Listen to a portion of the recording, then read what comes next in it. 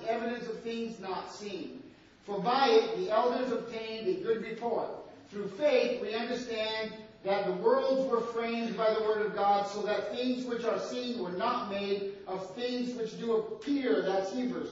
Let me tell you, and I have no apology for this, I have 66 books that I consult to base my faith on. And the evolutionist has many more than that to consult and base his or her faith on. This presentation is not an evolution bashing. This is a procreation discussion. You have always heard all the science seems to point to evolution. And I want to tell you right now that is absolutely not so. All the science, the majority of it, points to creation. But the bottom line is that it takes faith to believe in creation theory. It takes faith to believe in evolutionary theory. It's a theory because we weren't there.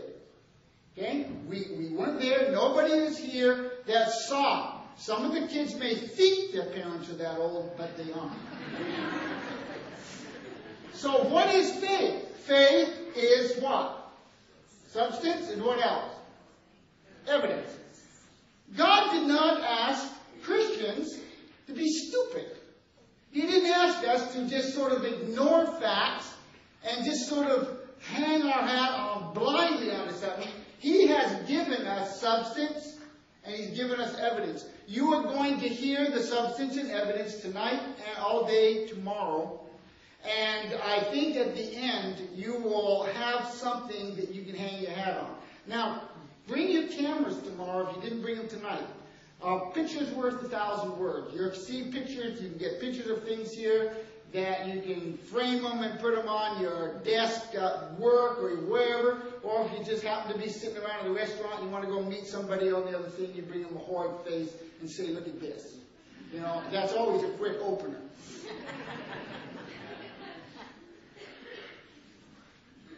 I want to tell you that we are going to look at the single most gargantuan geologic event in the 20th century, and that is the eruption of Mount St. Helens.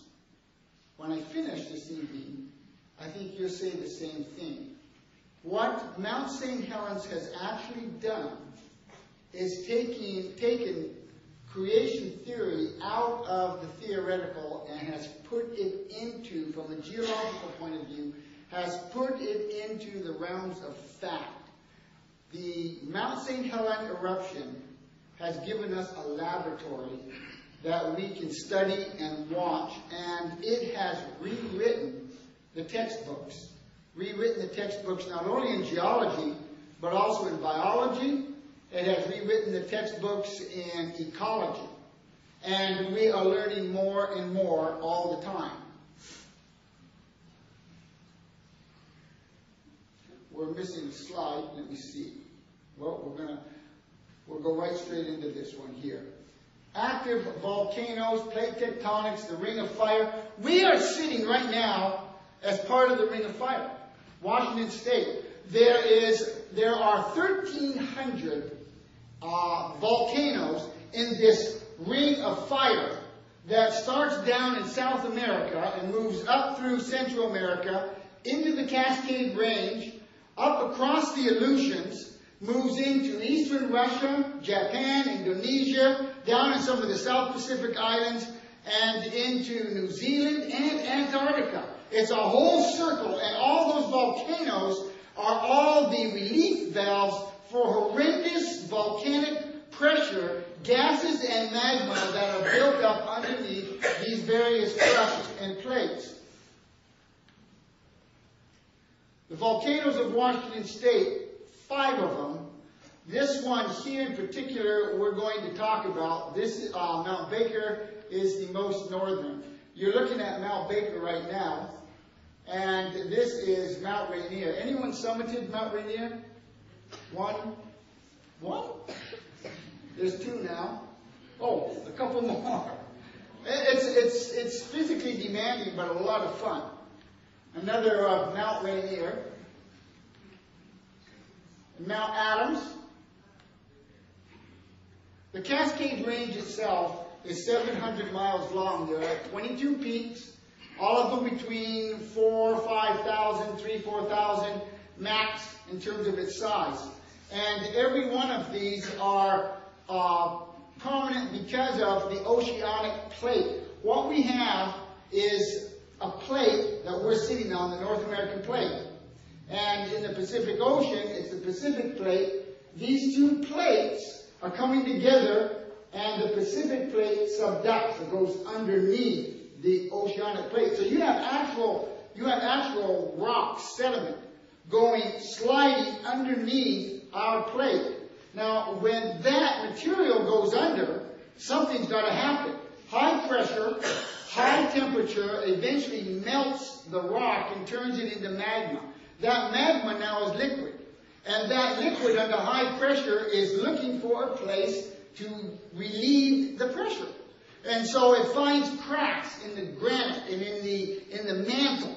And it moves itself up into the mantle.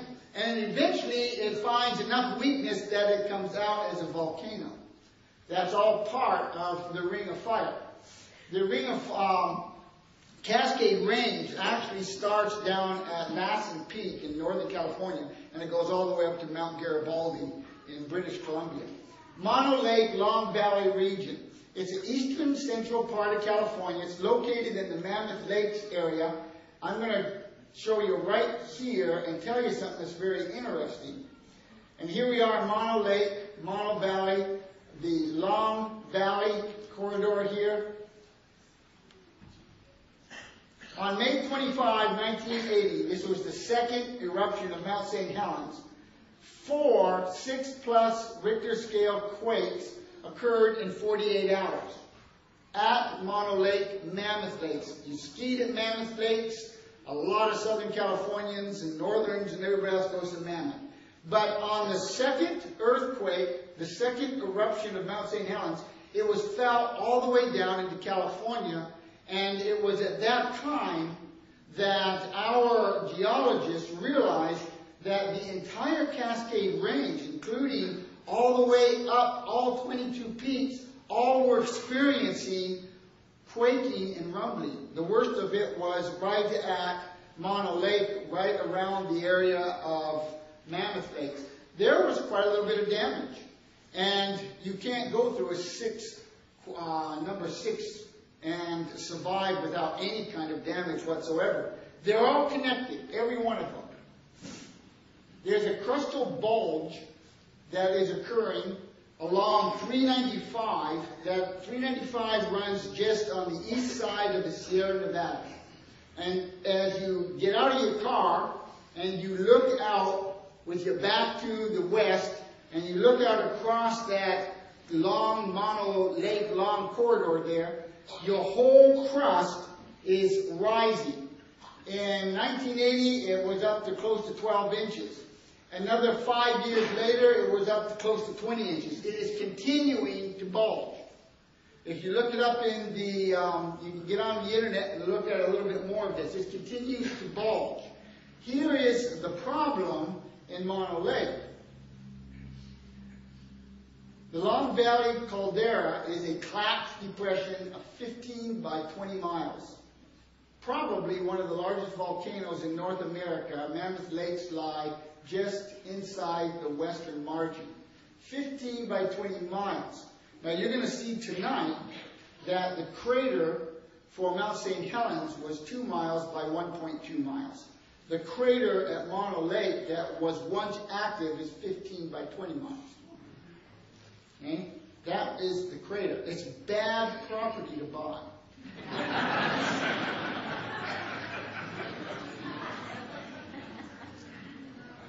If Long Valley caldera, if this erupts again, because there is ample evidence that it has erupted in the past, and you will find out that these eruptions occurred during the flood and just right after the flood. This world was a very dangerous place to live on. It took a little while for the earth to slow down, so to speak, and recombobulate itself. 140 cubic miles of material will be ejected. Now let me put that in a little bit of